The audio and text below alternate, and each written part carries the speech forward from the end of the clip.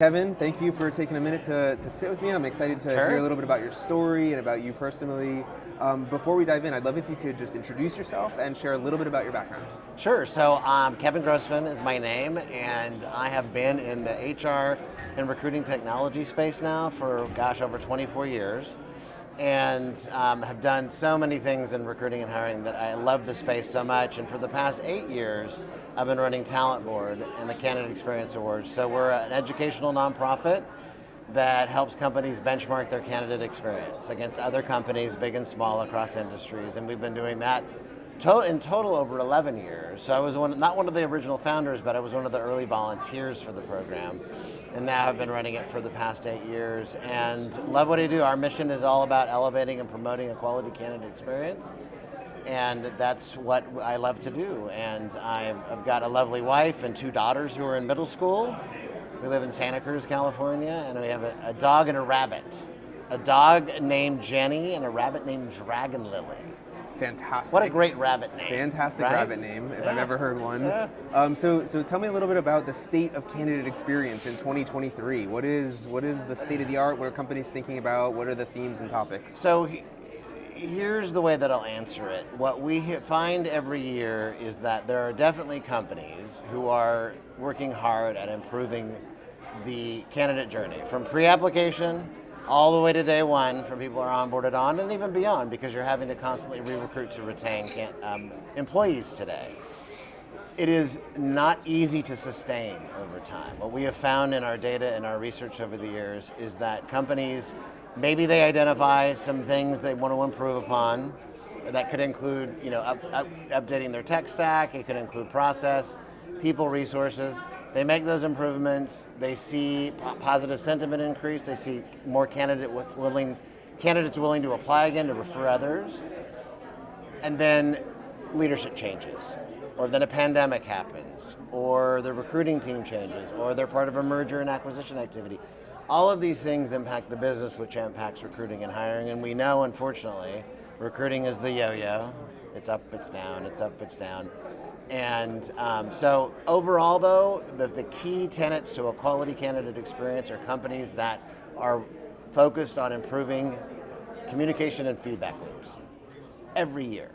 That is going to include their people, their process, their tech stacks. If they can do that consistently, it's a win, because unfortunately, we're in the business of no in recruiting. We're saying no to a lot more people over time than we're saying yes to.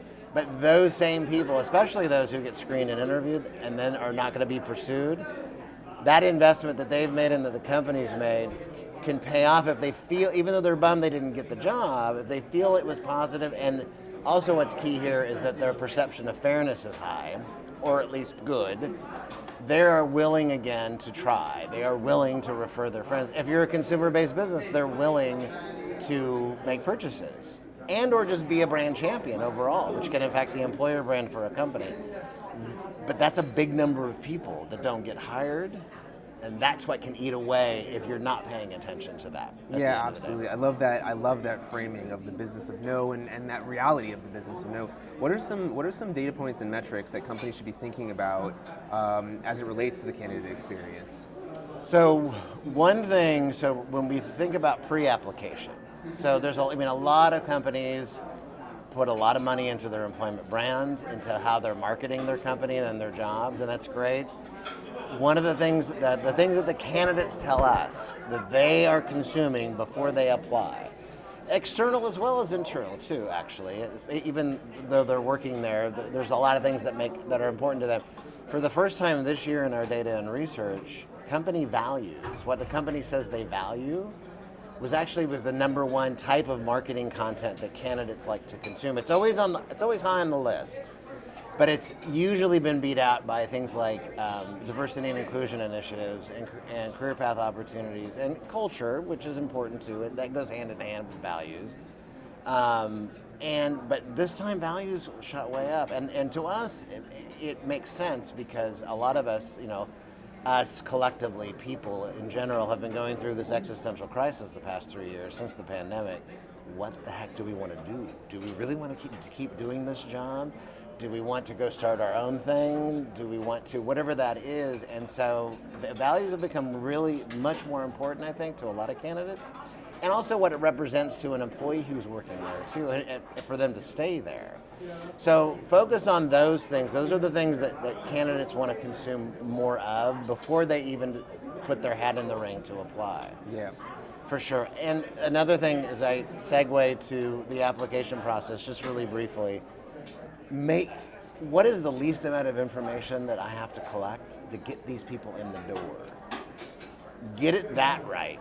And then whatever your process is, your pipelines, the tech that you use to screen, to get them to self-select out, build all that in depending on the job types, but make it easy to get in the door, and then do the other heavy lifting once they're in. And it's still, and one thing we always recommend, in fact, Craig Fisher in the keynote said it this morning, we say this every year to companies, is apply for your own jobs. Actually go through the process. You don't have to do it every week or every month, maybe once or twice a year, depending on what you're changing in the process, and if you're implementing a new system, ATS, whatever that is. But go through the process, understand what that is like, and those are some quick recommendations, and that's the majority of people, right? That's as far as they get. They research, they apply. It's a much smaller group that gets screened and interviewed. Yeah, absolutely. And so you've mentioned a few things here in terms of communication, Yep. and obviously there's other pieces of the candidate experience. But when you see best-in-class companies, the top 1% or 2%, the Yes. ones that are really nailing it, what's the difference between them, not in the worst companies, but the ones that are pretty good, the ones that are in the 70th percentile, and they're doing okay, but they're not at that top tier? What are the distinctions there, other than maybe communication, some of the things you've referenced already? Well, they're doing, so the way I'll frame it generally first, and then I'll get more specific, is that there are companies that are above average in our research, have above average ratings, I mean. Those are that we give awards to those companies every year, and that's hence part of our namesake called the Candies, as we're known for. That's for companies that are above average, right? Now, they are doing more of the things right most of the time that we find as best practices. Those who have super high candidate experience ratings over time, I mean, they are all in from prior to employment to, and it's not just making sure that the automated messages that go out are a little bit more personable. They control the dials on when they send and who but they are, especially when we get to those that we're screening, that's the more critical part. This is no offense to anybody who has ever applied for a job, but the reality is many aren't going to be qualified. Those that do get screened, though, that you want to really make sure that that's when the human interaction kicks in. I mean, technology can still be your friend, scheduling interviews in a high volume environment, but the human interaction is what's key, and the timeliness is what's key. So they are ensuring, A, those that aren't qualified are being dispositioned regularly within 3 to 5 days after they apply, or within 1 to 2 weeks max. They're not waiting until weeks later, and that's one big difference. Most of the highest rated companies are always doing that all the time. Companies that are above average that have won our Candy Awards, that they're doing it, they're trying to adhere to that, but then sometimes maybe they're holding on to applications for too long, the recs.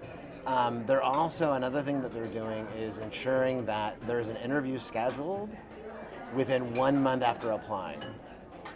Timeliness is always a factor, so the highest rated companies have a much better ratio of when I applied and when I'm getting that first interview. I'm not talking about even screening or assessments, literally the interview, whether that's virtual or in person. And another thing that they're doing, which is one of the biggest differentiators every year for the highest rated companies, they are giving feedback to their finalists. Job fit qualification feedback as to why they're not going to be pursued.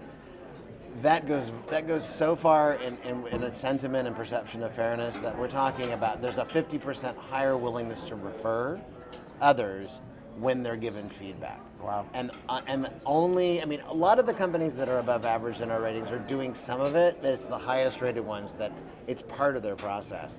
And even if I don't get hired, if I'm getting feedback.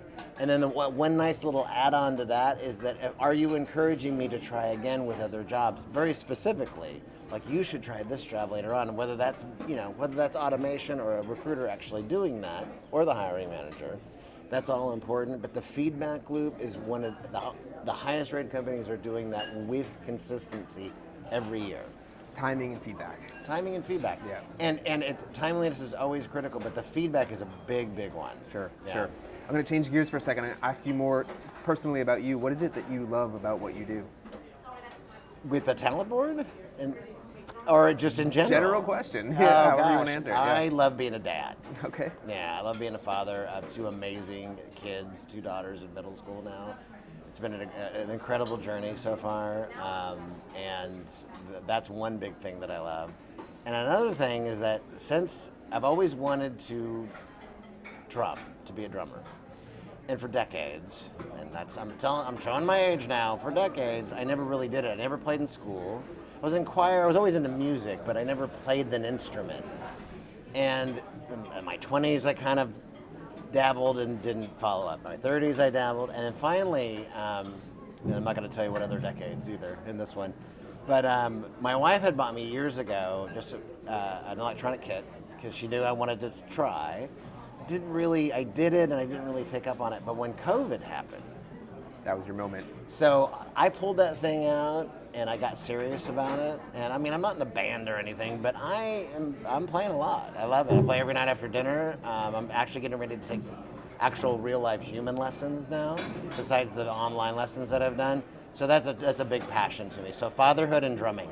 I love that. Boom. Kevin, I really appreciate you taking a minute to chat with me. It's been super interesting. I think we got a lot of takeaways there on how companies can be thinking about candidate experience. So thank you for your time. Thank you, Jeremy, very much. Appreciate it. Appreciate it. Okay.